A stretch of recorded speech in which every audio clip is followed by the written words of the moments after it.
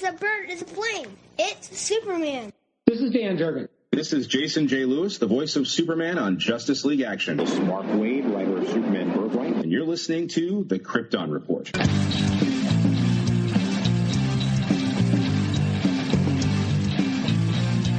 Krypton Report podcast is dedicated to all things Superman, Supergirl, and the planet Krypton. We discuss movies, TV, game, comics, and all things DC. So join me, Tyler, with my co-host James and Jania.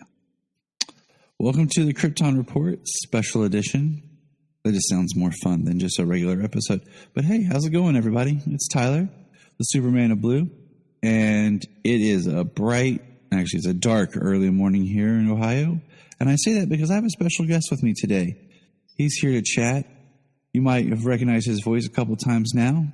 This is his second time on the show, I believe, and I've been over there chatting with him a couple times. It's Mr. Nate McKenzie. Welcome, Nate.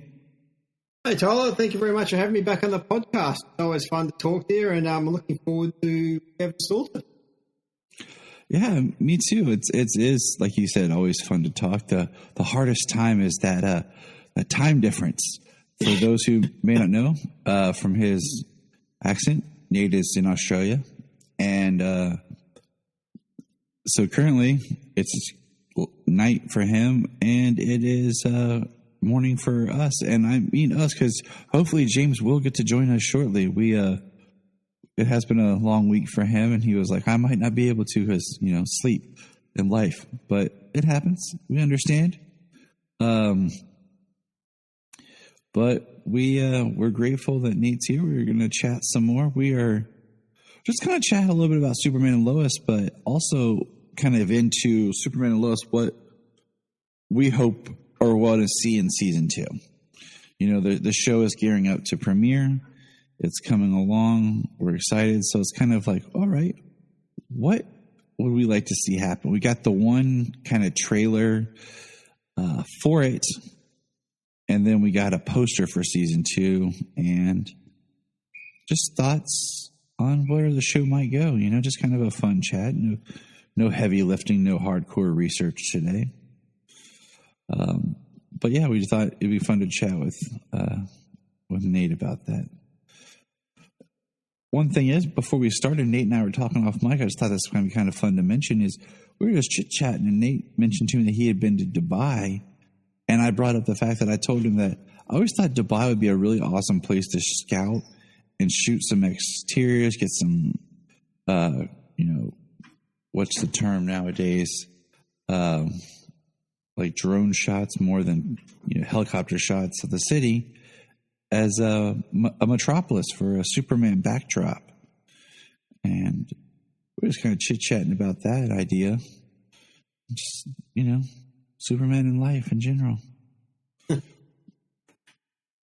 As I was saying to you, Tyler, as well, I think it'd be an amazing idea, especially with everything that they've done. That place, I haven't been there now for almost 10 years, so it's interesting to see what they've done then. And yeah, I reckon it'd be an awesome backdrop for a Superman. I just think it has a great, clean, futuristic look compared to just, shooting at Chicago and be like, it's Metropolis. No, Chris Nolan, it's Chicago. You didn't even dress it up a little. I mean, with the way that today's technology works, I feel like you could shoot a couple of cities and then digitally alter and blend them together to make something that looks a little bit different. And that's just kind of what I'd like to see for a skylight. So it's one thing when I've never been to the town, because then I'm like, oh, okay, it's Metropolis or it's Gotham. It's different when you've been there, because then you're like, oh, that's just this city. It's even interesting when I remember when they filmed Superman Returns in Australia, and you got to see parts of Sydney where they were. Just go, I know exactly where you were for that scene. I know what bar you were when, Brandon Routh and Jimmy and Jack Larson were actually in the bar. I actually remember the bar that they were in Sydney where they filmed that one. So it's always interesting. It's always fun to find those places where they have filmed certain movies. But yeah, it's definitely awesome to see if they film such places where you've never been before. Just give you an imagination. Just hope the place looks. That is cool. I didn't even think about the bar scenes. So the one thing about like Superman Returns in Australia that always kind of struck me was listening to the stories about them trying to grow corn and all this for the Kent Farm scene. And it's like, oh, I never even thought about that. Well, even as I got older, and just finding more about Superman as an adult, realizing that even I didn't know that most of Superman the movie was filmed, in England. And as a kid, you just don't, like me, I just thought the whole thing was filmed in America. You just watch it in New York, think, okay. Yeah. Then actually, when you learn more about it, you find out how much of that film was in England and also in the States as well. Yeah, you just don't realise that when you're a bit younger, and all you see is what you see. See, there's another example. You brought it up perfectly. Superman the movie, like, it's Metropolis, but you show us the Statue of Liberty. You basically make it feel like it's New York City, okay? Yeah. Like, you're like, oh, it's Times Square, but there's the Daily Planet in the background. Okay, you're not really helping your case here, okay? You're not really making me see that it's not that place. I want to feel like I've been somewhere I've never been, So speaking of, real quick, as we'll get into everything while we're here, are you excited for the Batman? Because I mentioned to you, like, I'm excited that, they filmed in Glasgow and all this to make Gotham look different and give it more of a old feel and a gothic feel compared to just shooting in Chicago. Are you excited for it? No? Could care less? I'm excited about anything that comes out in DC. I know there's a lot of, I wouldn't say hatred, but there's a lot of, when they first put out the initial images of, of the characters that are coming into this movie, and everyone's still got Ben Affleck in their mind. But we've got to remember as well, when Ben Affleck came in for the Snyderverse side of things, it wasn't long after the Nolanverse, with the trilogy, and it was pretty close when Christian Bale, wore the cowl, and then obviously Ben Affleck took the role. So, but I'm actually really looking forward to it. I just want to see what the new take is and how they're doing it. The scenes just makes, like me, it just seems very dark. It just seems like a very dark Batman movie, and I'm excited to see what they do and whether or not it's going to be part of any new streaming side of things, whether it's being incorporated into any of the new TV shows that are coming on, or whether it's just going to be its own thing. But I love everything they bring out. I'll watch it. I'll go in with an open mind and hopefully enjoy it as much as the next person hopes. I just try to be as positive as possible with what's going on. I don't feel like they've ever done anything that I completely have hated enough to where I'm up in arms. It's very easy to just say, oh, Warner Brothers this, but Warner Brothers, the studio, is a company that's had a lot of changes and turnover. And then, you have actors and people who don't want to do stuff, and it gets to be complicated. So I try to just be glad when I get good stuff. Maybe it's not exactly what I wanted, but I'm getting something. As far as the Batman goes, my biggest kind of downside, the costume to me, a lot of people go to that, is it looks like the Noel costume mixed with the Gotham by Gaslight. And considering that it's still early in his Bat career, it works. It gives us somewhere to go, something to tweak and change its own identity. It's not like the greatest Batman costume, but it's something to see that still works. Some people are iffy about the car. It's different because it's a return to being more of a car than something crazy. But once again, it's still early in his batting career. My biggest beef, I think, is just the look of the Riddler, like being this, you're just wearing a jacket and this weird mask. So it's kind of like, okay. Yeah, I just thought it was strange. Initially, they were bringing so many different characters into the first movie. So you've got the Penguin, you've got the Riddler, you've got Catwoman. I don't know whether there's just going to be small parts for any, like, all the Penguin, all the Riddler, but, obviously the main storyline sounds like it's about the Riddler and about his hatred towards Batman, so we'll just have to see how that goes. Yeah. I feel like the Catwoman's so easy to do because she's this very walks the line character, so you can blend her into things. Penguin is good because he can just be a mob boss, so you don't have to kind of make him up front and center. The only thing I told this to James is I would wish that they would just bring in Harvey Dent from the beginning and give us a whole movie with him as Harvey Dent. Yeah. Maybe even 2 whole movies as Harvey Dent. And then if you continue a 3rd movie where he becomes Two-Face. So we really get to know and love this character before his descent. Instead of just, here he is, first movie, now he's Two-Face, goodbye. Yeah, I agree. To have that storyline of that character for a lengthy period of time rather than just have it all at one, I think that's a good idea. I think that's what they try to do, Batman 89, but obviously didn't go down that stream. But going to talk about those characters again, I was just thinking about, if you go back to Gotham, the series, the 3 main villains, well, the 3 characters, and that was Riddler, Penguin, and Catwoman. So maybe that's the reason why they went down this line, just thinking everyone, those who enjoyed Gotham are going to enjoy the Batman because they come off those characters from the TV show. I could be thinking the wrong thing there as well, so you never know.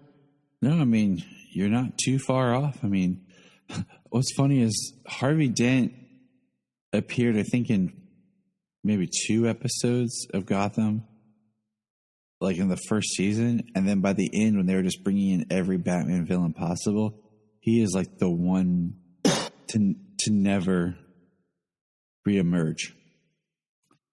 Like, he never came back. There was never, like, he didn't become Two-Face. He's like the one villain that you could be like, oh, finally, when he actually is Batman, there'll be a villain ready to go for Batman instead of already being there for Bruce Wayne. But we diverge. So, what we're here to talk about is season 2 of Superman and Lois is coming. And we're just going to talk, how did you enjoy season 1? Some feedback on just your thoughts on the characters, the show in general. Yeah, I absolutely loved it. As most people that heard my podcast, heard me speak to yourself as well, I love all forms of Superman, but Smallville is my favourite TV show. And I love Lois and Clark, and so the fact that they're bringing Superman as a series, I was all on board. Tyler coming from Supergirl and then finishing off on Crisis. I didn't know what to expect at the start. I understand why they. I'm sure this is spoken about so many different occasions as well, but Tyler's the way he did his performance as Superman and Clark Kent. I thought Clark did his Clark Kent awesomely when he first was on Supergirl. But then they changed the way Superman was in that show because Supergirl was the main character. Superman was like the supporting character. And wait. Did you say Supergirl was the main character of her own show? Are you serious? Because that's not what happened in the 6th season. It was the Super Friends only with Supergirl barely being a blip on her own show. But no, exactly, and that was the take. And I've heard so many people say the same sort of thing. And to see Tyler take control of his own show, and I was on board from the first episode. I would have loved, and I've heard other people say it. I've heard Zach Moore say the same thing as well. I think you might have mentioned it as well. I would have loved to have seen the whole season just stay in Metropolis. We've had Smallville. We had 10 seasons of Smallville, even though they basically went to Metropolis halfway through their series. But I understand why they did it the way they did it. It was interesting because we all know that it's part of the Arrowverse. To me, it was completely filmed differently, and you wouldn't see this as an aspect of the Arrowverse other than John Diggle that we saw in one episode. So, but I absolutely loved it. I loved the twist with Morgan Edge. Didn't see that one coming. Obviously, I saw the fact that he was the villain from the get-go, but not see that was the half brother of Kal-El. That was interesting, and I love the nostalgia side of things. I loved it when one episode that went back to basically retell the origin story of this Clark Kent. That was a great episode. I love the original. There was the Fleischer costume. That was and yeah, that always leads back to your question of trunks or no trunk. I love that costume with trunks, but like you say, it has to work. It has to look, and I think in that costume it looks really good. But I think the suit's better from the Supergirl show. I think they've changed a little bit for season 2, which I'm looking forward to. They've made the red a little bit redder. That makes sense. Not as dark. Yeah. So They altered his boots. Yeah. They've definitely done that. But a couple of things that season 1, I think I don't know, obviously COVID was going on with filming, so I would have liked to have seen Jimmy Olsen make an appearance. Yeah. I haven't watched the last couple of seasons of Supergirl. Is he making a reappearance of Supergirl at all in season 2? Jimmy? Yeah. At the very end, he does. Oh, okay. So, but other than that, I absolutely love season 1. I love the twist with the kids at the start. I think everyone thought initially Jonathan was going to have powers, and then the twist with Jordan. I love how they brought that into the series and how Jordan's way he went about himself changed as well. And just I think everyone's just looking forward to season 2 and looking forward to what happens. I've just read the synopsis on IMDb about the first 2 episodes, and it's going to be very interesting, I think, from the get-go. You said, I'm glad that they didn't keep Jordan as like the angry, angsty teen through the whole thing. My thought was it was kind of like a lot of Jordan's problems was he had 2 sides of himself that were fighting each other and conflicting. And then finally, they were beginning to integrate to being one person. So, we'll kind of move forward now with what our thoughts on season 2. And maybe we'll kind of go a little character by character and kind of talk about where we think might happen or what with them. One thing if you watch Superman and Lois, I feel like when the pilot started, the suit was more padded, but then I feel like as the season went on, the suit got better fitted. I don't know if that's because Tyler didn't get a chance to work out as much to get ready for filming, or they had it for stunts or something. It just looks like as the season goes on, the suit looks better compared to like the first episode. Yeah, I agree. I think the one thing that stands out for me, and I don't know if you saw it, there's some occasions the Superman symbol on his chest looks like a screen printed on, and you can hardly see it sometimes, and then sometimes it's actually brighter on his chest, which I actually wanted it to be bigger. That's the one thing I wish they brought from the Supergirl show was the size of the Superman shield. I just hope it was bigger on his chest, but it looks like it's a little bit better for season 2. His shield symbol on his Supergirl TV series suit I liked. So the only thing I would wish they would do to his costume is I wish they would give him a little bit of a lower neckline instead of being so high. Yeah. And then give him basically the symbol that was on his previous costume. Make it bigger and the 3D, make it pop. And like you said, not feel like it's screen just printed on there. Cause that's really how it looks and feels. Yeah, I agree. So season 1 ends on an interesting cliffhanger, so to speak, where you've had this interesting kind of arc of John Henry Irons and Clark becoming friends. And at the very end of season 1, Natalie shows up, John's daughter from his Earth proper. And basically she followed her father, and due to how time travel works, even though she was, seconds behind him or whatever, there was a time lapse of when she actually arrives. And that's kind of our engine going forward. So we'll start with John. Going into season 2, what do you think is going to be John's?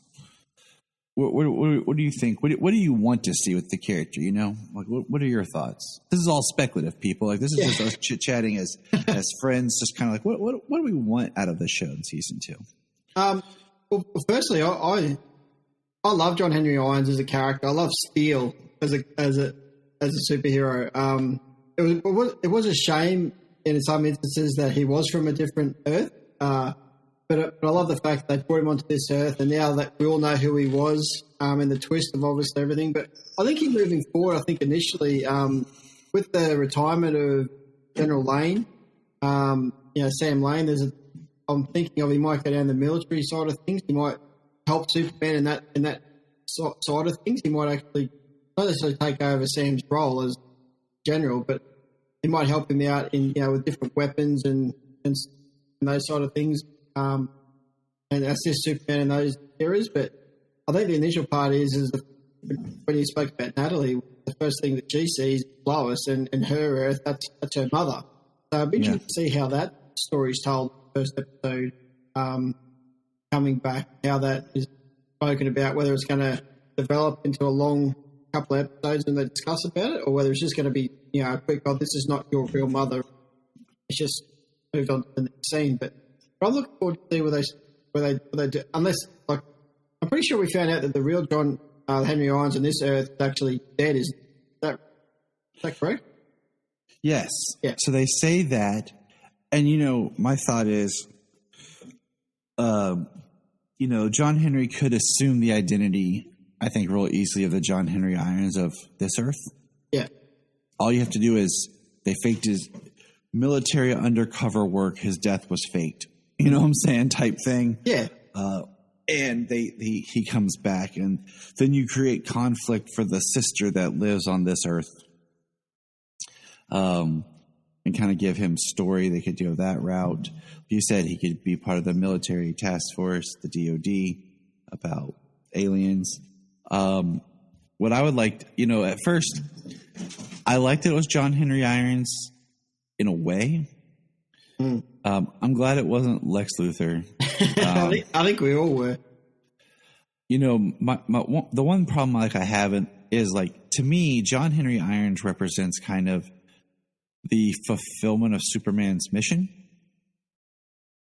The fact that he was a guy who was saved by Superman, and then when Superman died, he kind of stepped up. Like, I have special abilities and powers to do my part.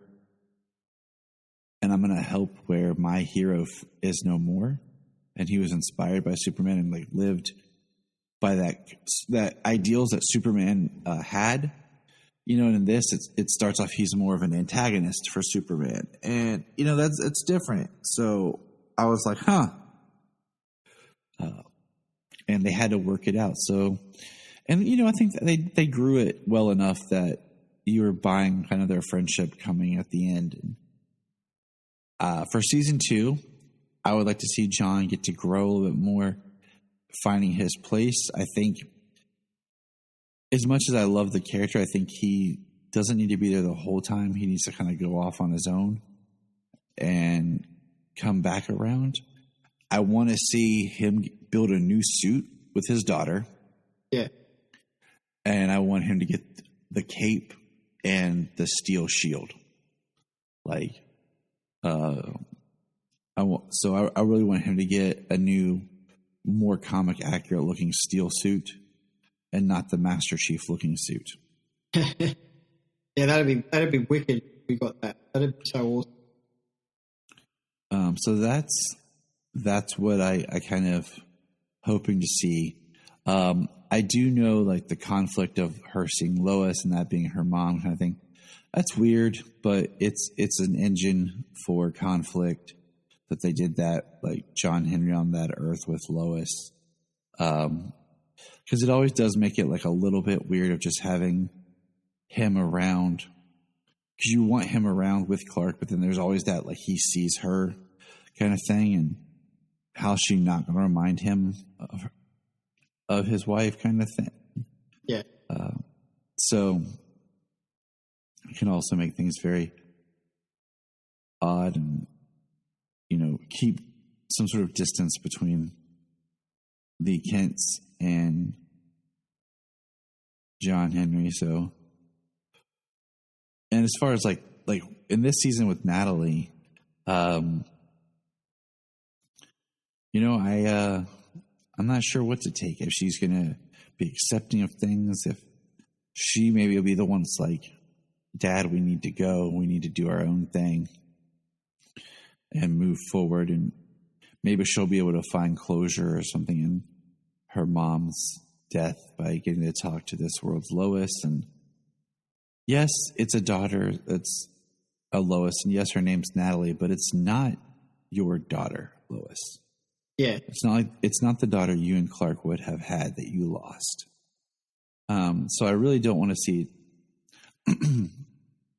I feel like they did a really good job in season 1 with every character and their relationship and the logic of things that they experience. Instead of, being that melodrama and over done where you're just like characters are making bad decisions or do things just to make conflict.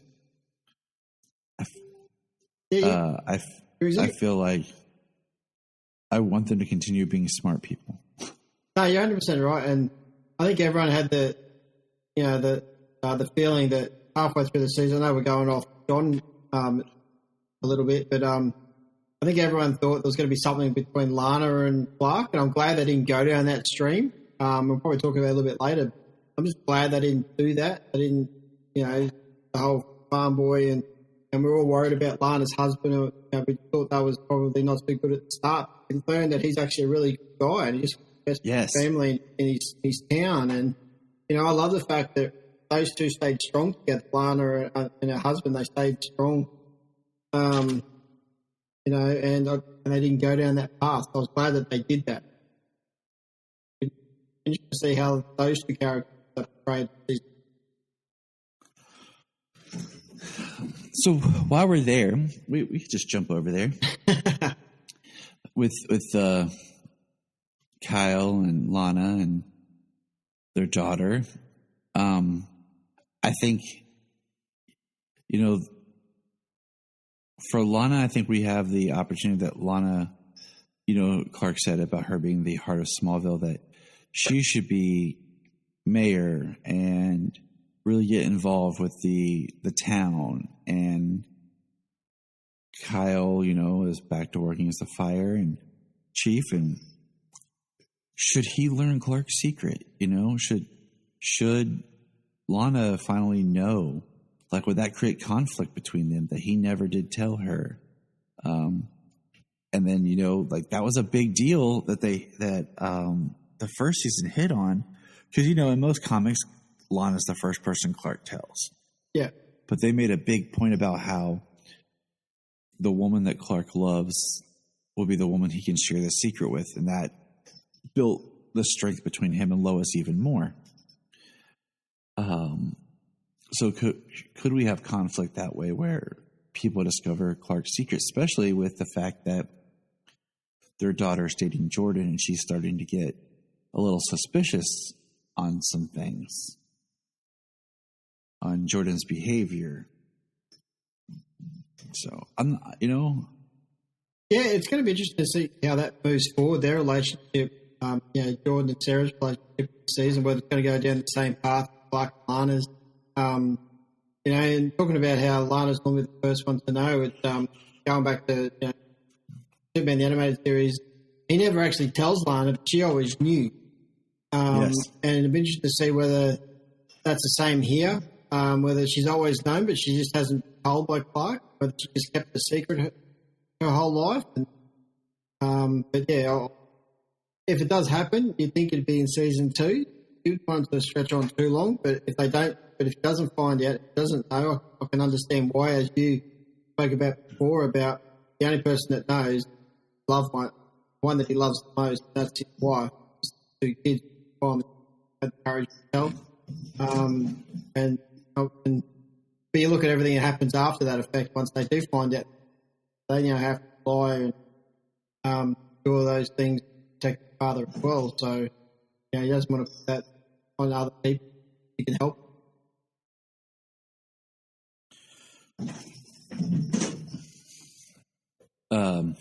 My cat just did something crazy. I was like, "What are you doing, cat?" So General Sam Lane. In this season now, it's like, what is his role? I think I would like him to be around for a little while as kind of just trying to be normal grandpa.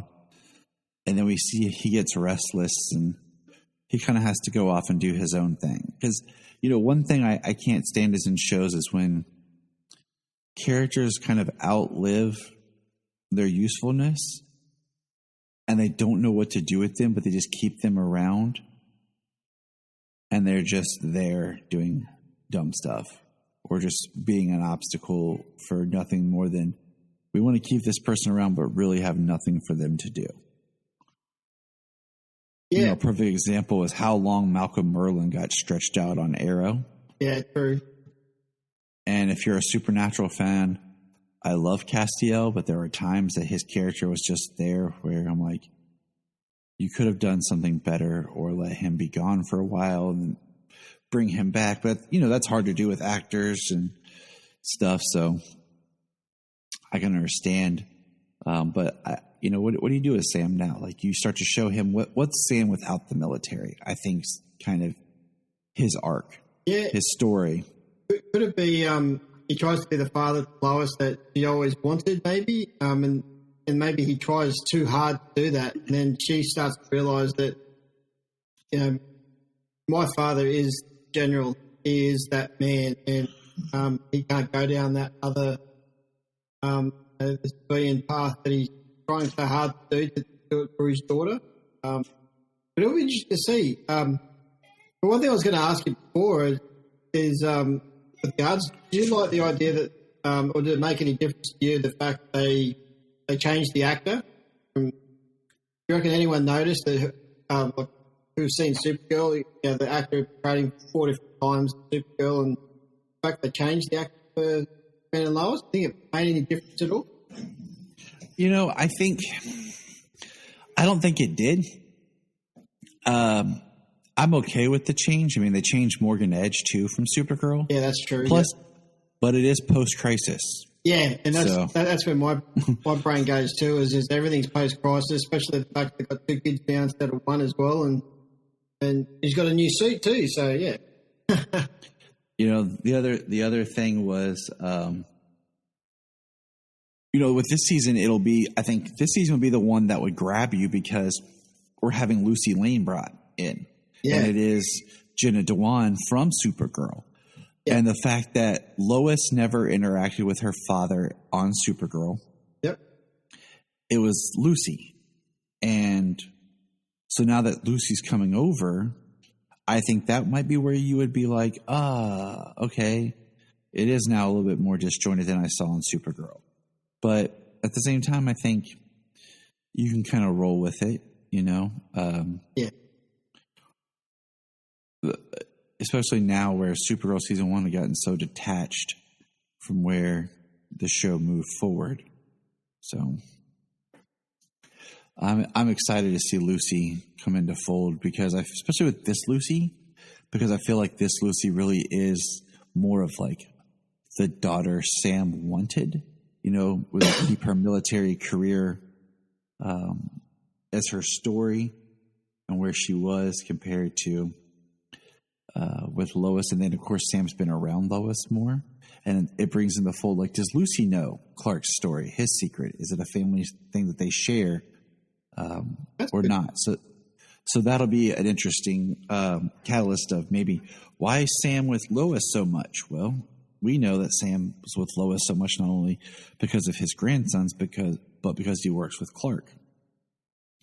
So we'll see where that goes. I'm excited to see that kind of get brought in. I think you can have family drama without being family melodrama, and that's what I've liked so far. Yeah, no, I agree. You go back to Supergirl season 1, like you said, the dynamic between Lucy and her father. There, and then in Superman and Lois, it's all Lois and her father. And yeah, look, if Lucy comes in, you see whether she's got hatred towards Lois because now he's taken all of his time, or whether she just comes in with open arms, goes, all right, let's do this, or whether she's come back because Dad's struggling because he's retired from the military, and that's why she comes to Lois and say, hey, you pushed him away from this. Yes, we understand he was a bad father, but he was really good at his job. So, I'm looking forward to the dynamic. And I love continuity, so anytime they can bring back an actor again from the past to the future, I'm looking to see. Amen. All right, moving with our core cast, let's get into the Brothers Kent. We'll start with John. With Jonathan, now I've stated this before with people. Yes, his name is Jonathan Kent. But what they've done is they've taken the Jonathan Kent from the comics and split him into two characters. There's not a direct comic translation to these characters because they are, basically split from the comic book Jonathan. I can't talk. It's early. So it's not a direct correlation if you're like, oh man, in the comics, John Kent did this, this, and this. Well, yeah, but this is a little bit different. Because remember, the baby was John, and then Crisis happened, and then we got 2. Yeah. I think this season's going to be more about Jonathan trying to find out his place in everything. And that's continuing from last season. He kind of has the start of a girlfriend whose father was a supervillain in Central City. Yeah. So that could be a really cool thread if they wanted to do a crossover with The Flash. Yep. I would love to see Barry and Clark interact and Barry show up on the farm. I think it's interesting because, Jonathan's pretty much lost everything that defined himself. So where does he go? How does he rebel? Does he go down a darker path, or does he rebuild himself? Like, where, he's been the golden child and now he's just there. I do want to say that looking at the power set we've seen Jordan display, I think it could be interesting if Jonathan developed powers, but he got like speed, agility, like he got different powers than what Jordan was showing. Because it does seem that maybe Jonathan does have some power in him. It's just not manifesting on the grand scale. Well, it's funny you say that because I was thinking I was just about to ask the same question to yourself because you go back to the pilot episode and I think we saw Jonathan as, a youngster and we actually saw him, break the rope.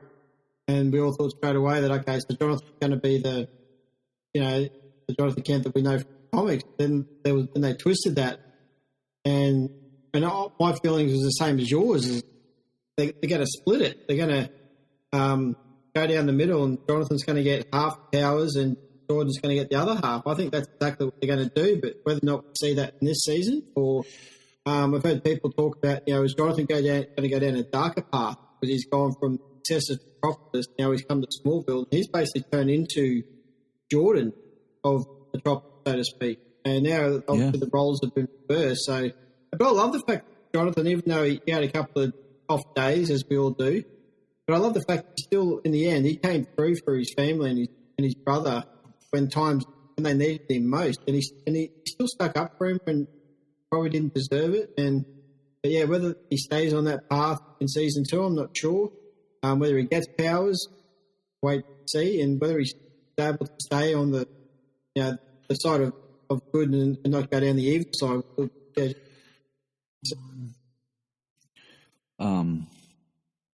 I completely agree. I don't want to see that. Like I said, I don't want to see that. I just think you can develop and do more with him. Does he start to go down more of like a journalism thing, or does he kind of carve out his own identity? You know, Yeah. He's still. You remember the movie? Remember the movie Sky High? Yeah. Oh, totally. I love Sky High. It's almost the opposite. You know how the son gets powers of the parents? Yeah. Yeah. Whereas this time the kids are getting split up of the powers of the dad. That's where my mind just went. That's a good movie. I watched that recently within the last year with the kids. I showed it to my kids for like a family movie night, and they really enjoyed it. I loved having Wonder Woman on there too. I thought Linda Carter was so cool as the principal. Principal powers.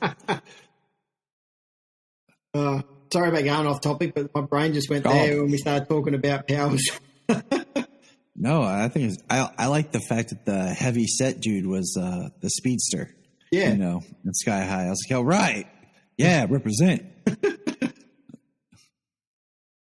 Because and that, like I said, we've never seen Jordan display speed. No. That's why I think it'd be interesting if Jonathan develops more of a speed ability. Because there's a couple, like you said, the rope. I think the way he stops Jordan's punch, like, yeah, it broke his arm, but I think it should have shattered his arm if it wasn't him. You know, I think there's residual energy in there. I want to bring this up because I almost forgot. My wife is the one who mentioned this to me before. Is like the crystal that broke that was Jor-El in the fortress and everything. Yep. The crystal regrowing and reforming because crystal naturally can do that. But the idea that Clark does have the sun crystal from Morgan Edge. Yeah. That was his mom. And seeing him use that would be really cool. I'm trying to think of who I would cast as his mom right now in my head, and I'm not thinking of anybody. My head, I don't know why. My head just went to Helen Slater. This is because I remember she was on Smallville not too long ago, and always holding to Smallville. That's the only reason my head went to Helen Slater. Yeah, but she was Supergirl's adoptive mom. Yeah, and that's the problem there. Oh, that's right. Yeah, she's in Supergirl. Yeah, of course. Yeah. Oh man, I'm just trying to think. Like legacy castings, always. I got it, dude. Totally got it. Why did it take me this long? This right here. This is where you bring in Stacey Hyduck. Yeah, that is awesome. Actually, Aaron, because they have yet. Because I would have straight up. They got Angus McFarlane. Is it Angus McFarlane to be Jor-El McFadden? Sorry, I'm pronouncing your name wrong. You were in. You know, I only know you from like 2 movies. Braveheart's one. Saw. No, see, everyone says Braveheart, but that's not right. I think of him from Saw. Okay. 3, and then he was in Warriors of Virtue. Okay. Where he fought kangaroos. Oh, jeez. In the 90s.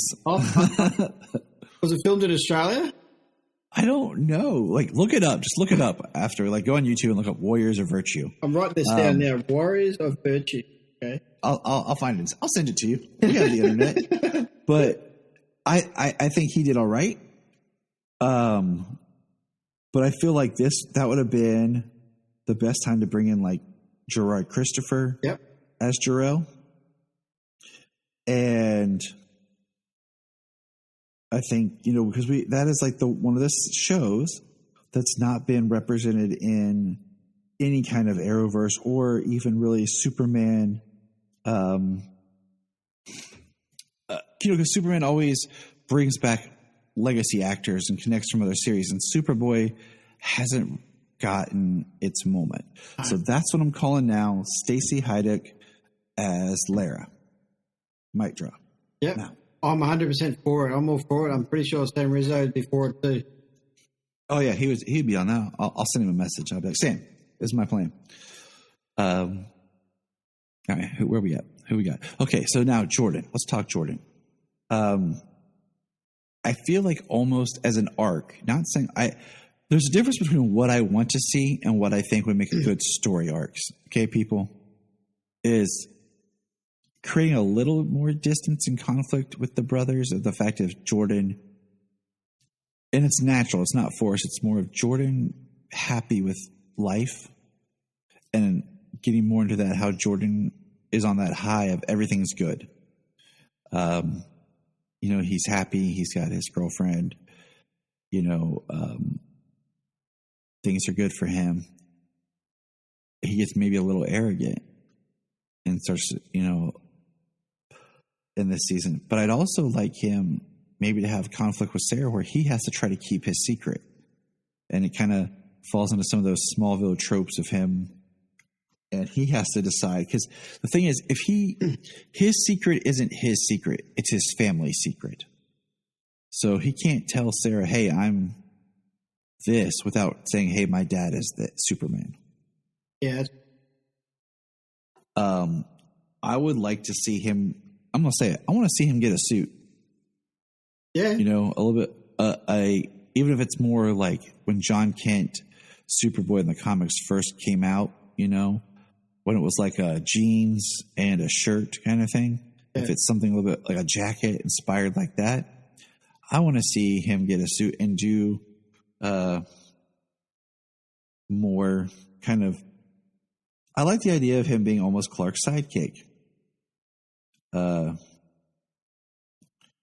them doing stuff together, father, son, superheroing it, as he develops his powers, and he does eventually get the power of, maybe he eventually does get the power of flight. That's what they're building up to. If they go that route, which I think they should, keeping it more in line with the power set of John in the comics. So I reckon it might almost be, initially I reckon he might go rogue, as in like he wants to save people, he wants to be his father, he wants to be Superman, so he wants to go out there, and Clark basically says, no, you're not ready, and I reckon he'll just go off and do his own thing. He'll make his own costume and go and do that. I think by the end of the season they'll come together and he'll get like a better costume, and I think we'll go to season 3 as father and son as a team. But I reckon at the start, there might be a little animosity there with Clark not believing that Jordan can go out there on his own and do those things. So I reckon he might go and do it without Clark's permission. Yeah, I mean that's a great thought of just building in the story, and because this Clark is more hesitant on his family, and what he wants them to do in the life. He's not forcing him to do it. He's not like giving him like, okay, you have this, you need to go out and do this. No, he's not. All right. So moving forward, Lois.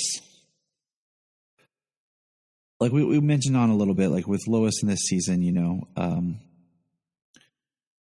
having the Natalie and how she maybe can find closure in that, or they can find closure in each other. What that conflict is. I don't really like seeing a lot of conflict between Clark and Lois. There's always that, I think, level of conflict in any healthy relationship and marriage of just being people and growing.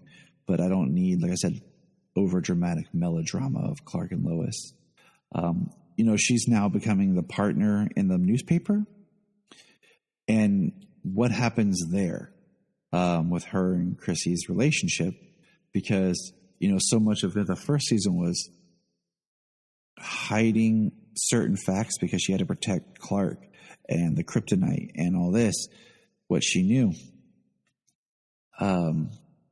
So how does that work for it? Does, somebody needs to find Clark's secret out this season. Okay. That's all I'm going to say. Does Chrissy find out? And does that put her in is she upset with that? Does that put her in some sort of where she finds journalism non-integrity in the fact that Lois knows Superman is Clark, and then just their history. What happens? So is there conflict there with the newspaper? Is there conflict? Because I think an interesting storyline is that Perry White could come to visit. And what would that look like? Perry being around and Lois kind of taking over, in a way, the Perry role. Or what if Lois gets offered, like Perry's retiring, and Lois gets an offer to return to Metropolis to take over the Daily Planet? What does that look like for her and the conflict of the family, I do. Go ahead. No, I was going to say, I think there's a lot of good, a lot of points you had there, and I think you can go down any one of those paths and you'll make a terrific storyline for the season. And I didn't see that come at the end of season 1 when she went in partners with Chrissy for the Smallville Gazette. And I liked it. Like initially in season 2, is Lois going to try and take over now that they're partners, or whether she's just going to say, "Look, this has always been your paper. I'm just still happy to work for you." And like you said, trying to hold that secret as well, because that's what caused friction initially, because she was holding reports back for her father and all that stuff. So there's a lot of good opportunities there they can utilise. Like you said, I'd love to see Perry White, come in and either try to convince her to come back or, something along those lines. So, yeah, just interesting to see how it goes. And I love, the actor or the actress who played. I love, Elizabeth Tulloch, who plays Lois Lane. I think she does an amazing job, Lois Lane. And it's just great. And the chemistry that between her and Tyler, you just see that they enjoy each other's company and they get along really well and just go far off each other really well in the scenes. Interesting to see how that chemistry comes together in season 2 as well. I agree. So now, Clark, Superman. He needs a shave. Well, my thing is, if you go back and you look at when Tyler's a very, I don't want to say a hairy guy, but he does grow a quick 5 o'clock shadow. And if you go back and see when he was on Supergirl in the first one, yeah, he kept a clean shave and all that. Mm. But that's easy to do when you're guesting on a show. Yeah, true. And you're just, but leading the series and like if you're already like having, a little bit of a scruffle, because I've said this before, the thing about Tyler as Superman is when you look at him, you're like, I could see it. He's not like that perfect from the comics looking Superman, but him as an actor, as the character, I'm like, yes, there it is. Kind of like Dean Cain, is like when you look at Dean Cain, you don't automatically think, oh yeah, you look like Superman. But then as he acts, you see things that you like in his performance. For this season, with season 2, we know that we have I can't remember the character's name, it evades me, that's coming in for the DOD. The actor was on Teen Wolf with Tyler. So we know there's some conflict there. And honestly, I would like to see a Superman's arc, more of him pulling away from working with the DOD now that Sam is gone. Maybe teasing in something from where Supergirl, is bringing back the DEO. So it'd be easy to set up something with, someone from like Martian Manhunter cameoing or whatever. And, Superman having more conflicts with the DOD because Sam's not there. I think for Clark, I want to see him, he needs a job. Okay. Being dad is awesome. I love it. But I think it'd be cool if we saw him really doing more of the farm, and really bringing back the Kent farm, and him. That's what he's doing, I think things like that of him working on the farm would be cool to see, and that being something that we see more of, just Clark being the farmer, kind of returning to those roots more for him as much as, or he, starts doing like a blog or some sort of, like, he gets a job or something online as like a correspondent or like just freelance writing or something. I think that could be really interesting for him to still trying to be his voice and his creative output instead of being as much. But there's nothing wrong with him kind of being in the background, just there for his family, for his boys, especially with, I liked when he got the, assistant coach to be there for his sons, and especially for Jordan. Yeah, it was a great scene. I love the scene when he was trying to pick up water container and he was struggling as Clark. I just thought that was a classic Clark Kent scene. That was one of the best scenes of the season for some reason. Just because it was fun, he's kind of having fun trying to, like, he's like, Dad, don't make it too obvious that you can't lift this. Like,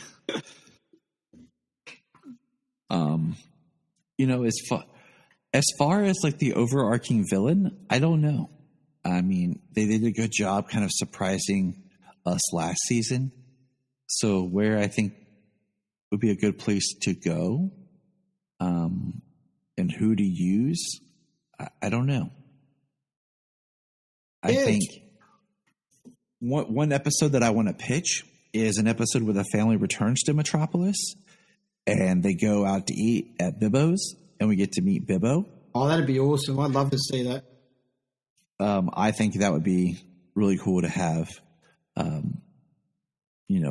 Bibbo, because I think, or if not, like a family goes back to Metropolis, we get another kind of flashback episode that, fills in some of their story when they lived in Metropolis, or Clark and Lois's early years or something, or some sort of, maybe thing that Clark investigated, like just as like a one-off, not like a continuation, but something maybe he investigated, is coming back, and Clark has to go back to try to finish the investigation or help the police. And you can get like I can't remember it is post-crisis, so they can change it, so that's cool. If Maggie Sawyer had already worked at Metropolis when she transferred on Supergirl or not, or we could do Dan Turpin, just some of those characters that we know from Superman's, group, Metropolis family, so to speak. You could get for like a one-off or a two-off episode, and could be fun, seeing them, because I do like the Smallville aspect of them being there and trying that struggle of where to raise your kids and how to raise your kids, even though the boys are in high school, finishing high school kind of thing.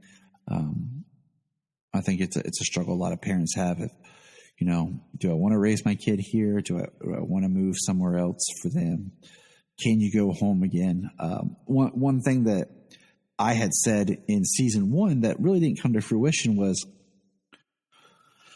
kind of the idea of Clark learning, and like something for him is like the town of Smallville that he loved no longer exists, and him having to really see Smallville for what it is now and not what it was.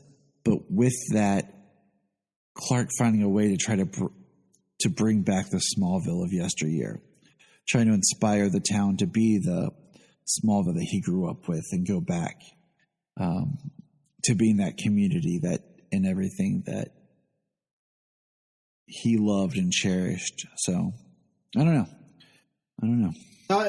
You have a lot of great points there, and there's so many different ways you can go down the line with how season 2 is going to go, especially with Clark. And I love what you spoke about with him. Him and the family go back to Metropolis for a day and go to Bibbo's restaurant. That'd be so cool.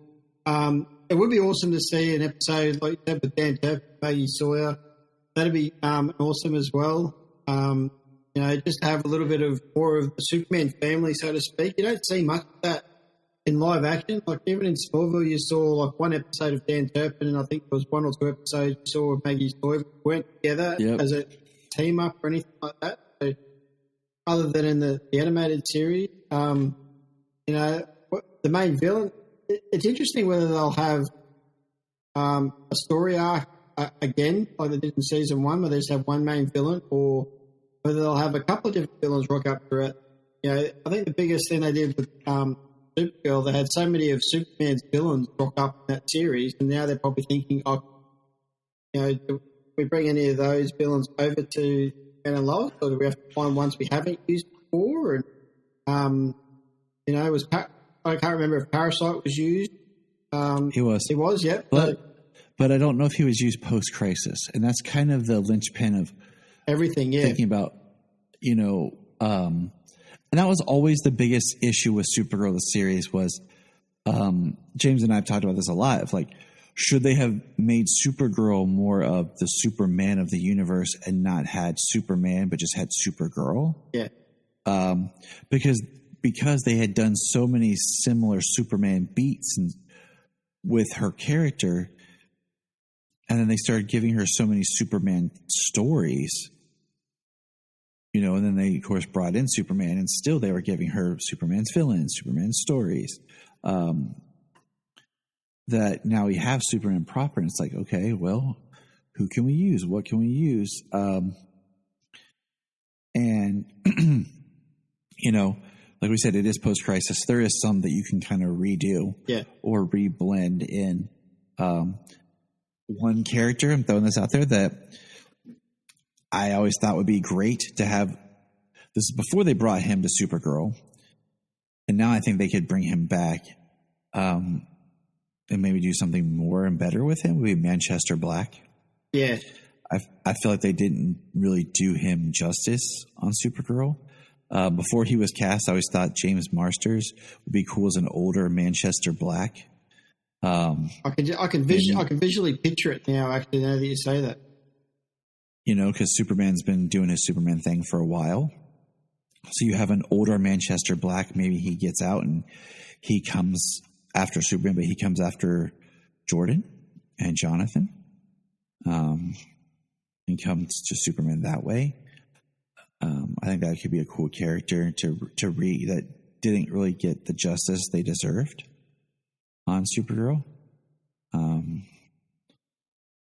I'm sure there's more that we could think of. Of course, did my pitch for the crossover, that I pitched was it last month? Yeah, last month, James and I did what we'd like to see as a future crossover in the universe episode. Oh, yep, I remember that one, yep.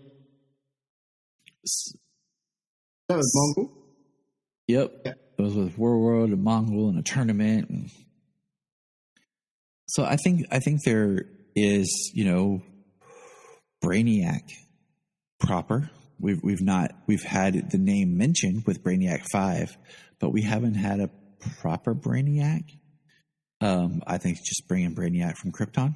Yeah, that would be my pitch as well. I was going to bring that up to you as well. Just, I'm still in my headcanon right now until you prove me wrong. The post-crisis Superman story involves Krypton, the series, where Seg-El is actually Tyler's grandpa. That's my headcanon right now. And it can be. I don't see why it can't be. I think as soon as Crisis went on, there was so many different ideals that could use moving forward. All the social media, different avenues of Superman characters out there. Why wouldn't you use Krypton? I still wish it went on for more seasons. Hopefully, I wish they would do a movie, much like how Sci-Fi Channel would do like Battlestar Galactica movies in between seasons. Yep. I wish they would give us a Krypton movie and kind of wrap up the season, what would have been the season 3 threads. Because season 2 was so much better, and that's a show that I don't think is on HBO Max that needs to be. Yeah. because I feel like if it was, it would find its ground and its people again, and you would definitely see more. Because being on Sci-Fi, I think really was people like, huh, Sci-Fi, what? But I don't know. As far as like really, I haven't put a lot of thought into it because I really like being surprised with things. A proper cyborg Superman could be interesting, but at the same time, I'm like, do I want to go that way?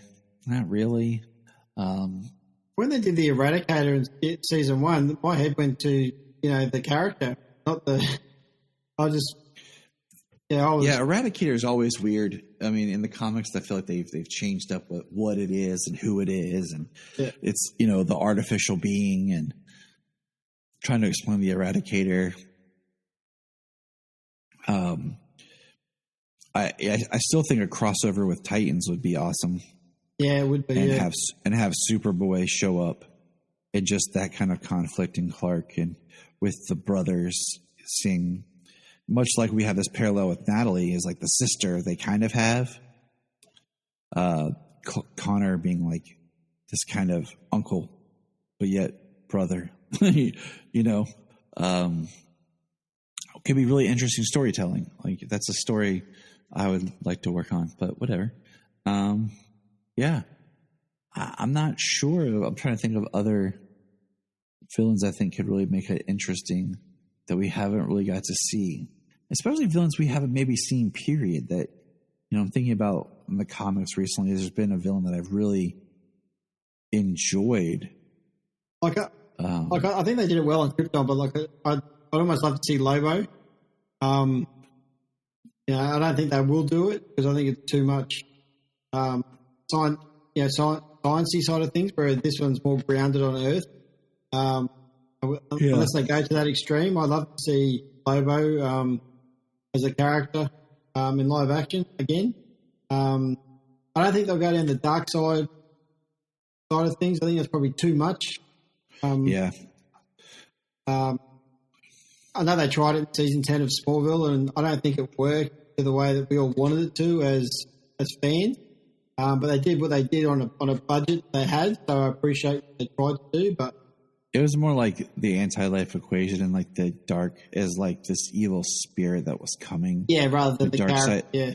He just never, the character never got there, kind of thing. So you can kind of wink at like, oh, Superman hasn't fought Darkseid yet. He's kind of just fought his essence. The real character is on its way.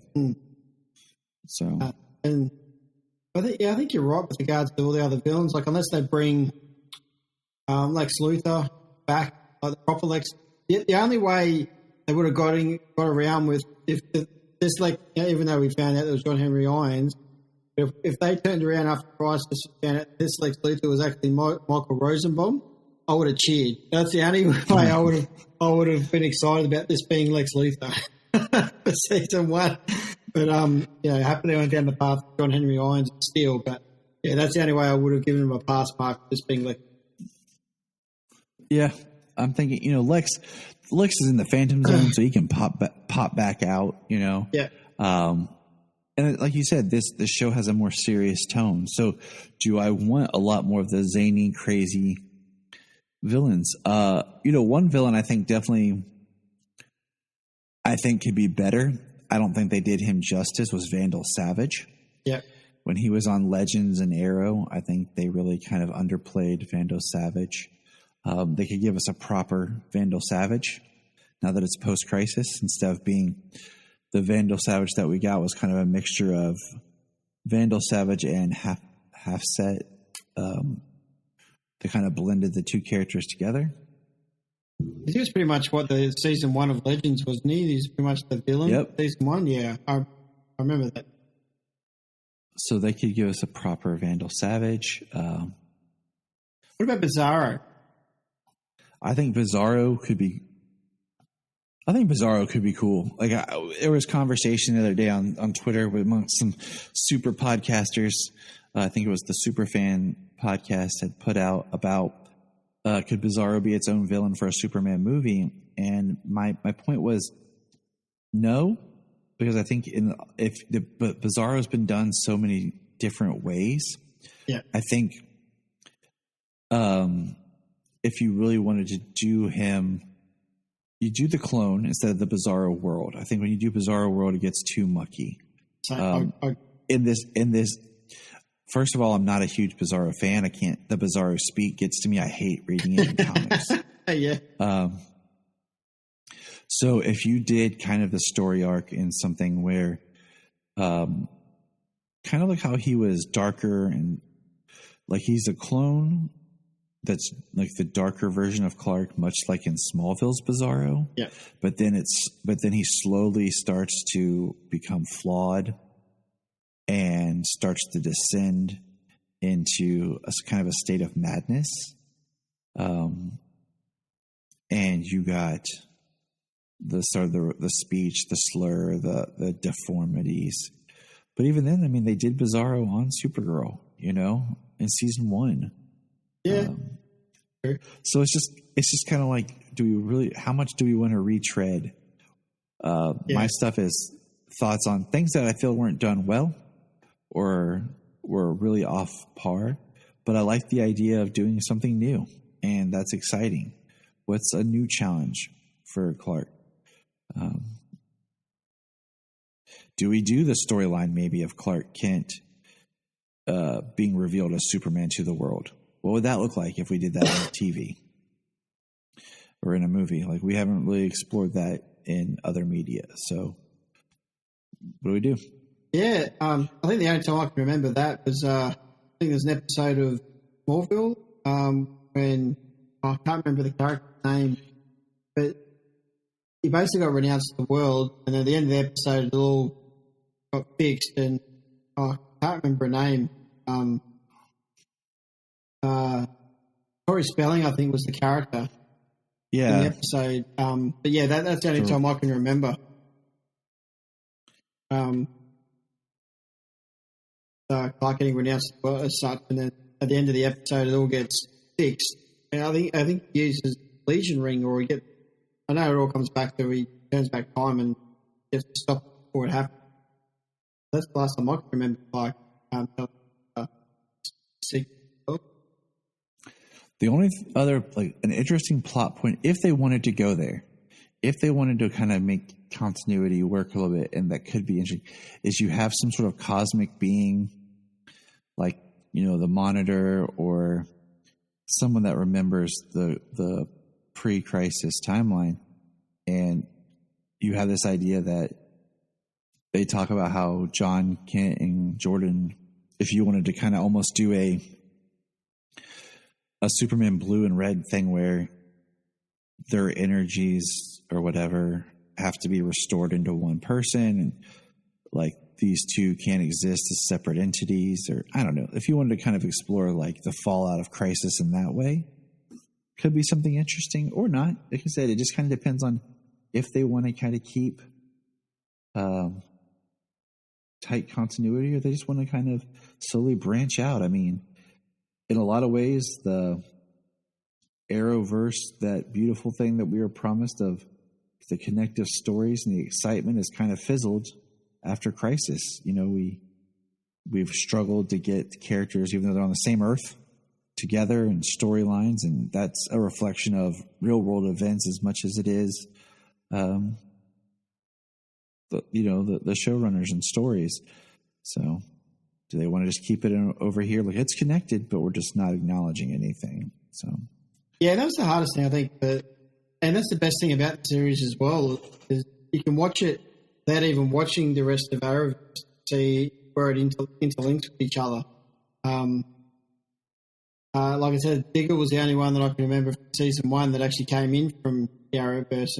He's finished on Arrow anyway, so he's got no further storyline going on, and even though we all want him to be John Stewart, we all want him to be the Green Lantern, they're just not showing us that case either. So, season 2 will be interesting to see whether it's, like, as you mentioned before, with regards to real world events, we all know that's the reason why they're not bringing the shows together, because they're obviously in their own bubble, they're all doing their own restrictions and all the like. But I do love the fact you can love it for what it is. Just know that they can they can still talk about. I just want them to talk about those other characters. Like I want Clark to actually talk about the other characters that he's met along the way. Like he was in Crisis. He knows Flash. He knows obviously Kara and all that stuff. I just want him to talk about more of those characters moving forward, so we all know that he knows them, and we know that it's all one collection of shows together. That's the only thing I like to see movies. I agree. I agree. I'm sitting here thinking more about speculative story ideas. My wife's messaging me asking if I'm hungry. And I'm like, of course, woman. Of course I am. It's just, like maybe they take a beat from Superman Grounded where Clark feels like he needs to see the world or something and explores, walks around the world, or, I don't know. We'll see. We're going to put a pin in it there. And Nate, thanks for joining us. Tell people where they can find you online. Yeah, first, thanks very much for having me again. You can find me online. I do a podcast called Superman the Animated Podcast. Lucky enough to have Tyler on for talking about season 3 of Superman the Animated Podcast. You can find us anywhere on your podcast app, but also you can find us on social media at Sup Animated Pod, or you can find me personally at the M-Word81 on Twitter. Find me on Facebook at M-Word81, or you can reach out to me on Instagram at mword.81. All right. Check it out. It's fun. It's definitely a trip to take of just enjoying the episodes of the animated series, which is amazing. I'm about to start a rewatch with my kids. We've kind of done hit and miss, but I think we're just going to sit down and kind of go through it. So it's a good time. And remember, listeners, look up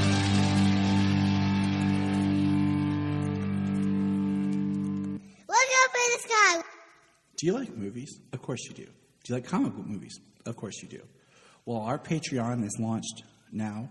It's $1 a month. That's all we ask. $1 a month to hear great content. And right now, one of the biggest things we're doing on our Patreon is movie commentaries. I am a movie person, and I love to talk about movies. So what we're doing is at least 2 movie commentaries a month. You'll hear the wonderful voice of my wife, Jania, more often, and other special shows. Check out our Patreon at kryptonreport.com/Patreon. And all we ask is, hey, $1. It helps us keep the show on. We're not looking to get rich. We just help with the cost of doing this, and it helps a friend out. You loan a friend $1, you probably have $1 lying around the house and change. So check out patreon.com/KryptonReport. Sign up for the $1 a month and send us a message. You can be on the podcast. We can talk about something, anything you want to talk about. You can join us for a movie commentary if you want. So check it out. And if you want to have a good time, keep listening to the Krypton Report. If you're enjoying this podcast, here's some of our favorite podcasts to check out. Digging for Kryptonite, The Aspiring Kryptonian, Superman the Animated Podcast, The Last Sons of Krypton, The Geek of Steel, the All-Star Superfan Podcast, It All Comes Back to Superman, and Superboy Legacy, Supergirl Radio, and of course, always hold on to Smallville. Check all those out, enjoy those supercasts, and remember, keep listening. The Krypton Report is a Tears production. We thank you for listening and enjoying, and please support us on our Patreon account, our TeePublic store, and check out our social media. Always remember to look up in the sky.